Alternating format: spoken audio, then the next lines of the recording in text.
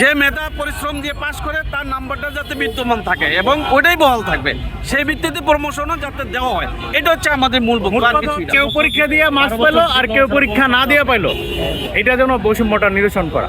এখানে বাংলাদেশ ব্যাংক একটা সার্কুলার করেছিল, ব্যাংকিং ডিপ্লোমা যাদের প্রথম মানে ভর্তি হবে, মানে ব্যাংকের যারা অফিসার সিনিয়র হিসেবে যোগ্য প্রথম প্রমোশনের ক্ষেত্রে পাস না করে অটো 10 নাম্বার তারা প্রমোশনের ক্ষেত্রে যোগ হবে। এই যোগটা যদি হয়ে যায় তাহলে যারা ডিপ্লোমা কষ্ট করে পাস করছে এবং দীর্ঘদিন যাবৎ ব্যাংকে পদোন্নতি না পেয়েও ডিপ্লোমার জন্য বঞ্চিত ছিল, তাদের উপরে বৈষম্য করা হয়। তো এই কারণে যাতে মানে ডিপ্লোমা অটো নাম্বারটা, যেটা অটো 10 নাম্বার পরীক্ষায় পাস না করে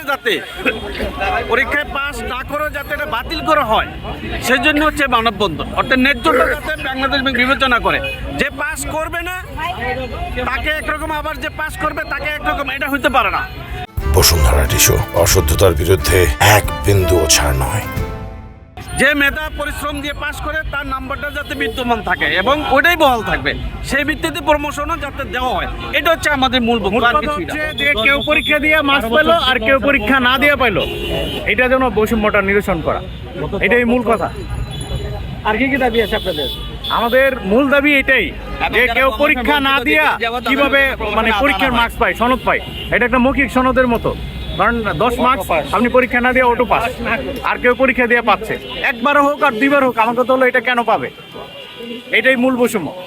থ্যাংক ইউ। বলতেন 16 জানুয়ারি 2025 সালে বাংলাদেশ ব্যাংক একটি সার্কুলার করেছে, যেখানে বলা হয়েছে 23 সালের পূর্বে যারা নিয়োগ বা পদোন্নতি পেয়েছে তাদের এক ধাপ পদোন্নতির ক্ষেত্রে প্রফেশনাল এক্সাম উত্তীর্ণ না হলেও তারা স্বয়ংক্রিয় 10টা নাম্বার পাবে। আমার প্রশ্ন হলো, স্বয়ংক্রিয় নাম্বার দেওয়ার ইতিহাস তো বিশ্বের কোথাও নাই। যে ব্যক্তি এসএসসি পাস করছে তাকে এবার মাস্টার্সের সার্টিফিকেট নাম্বার দিতে পারবেন? যে ব্যক্তিটা ডিপ্লোমা পাস করে নাই তার সার্টিফিকেট নাম্বারটা আপনি কীভাবে দিবেন? যে ব্যক্তি এটা অর্জনই করতে পারলো না আপনি তাকে তো বলতে পারবেন না। আমার কথা হলো এটা কেন করা হলো, আর যদি করাও হয়ে থাকে আমার কথা হলো প্রমোশন দিতে কাউকে বাধা নাই,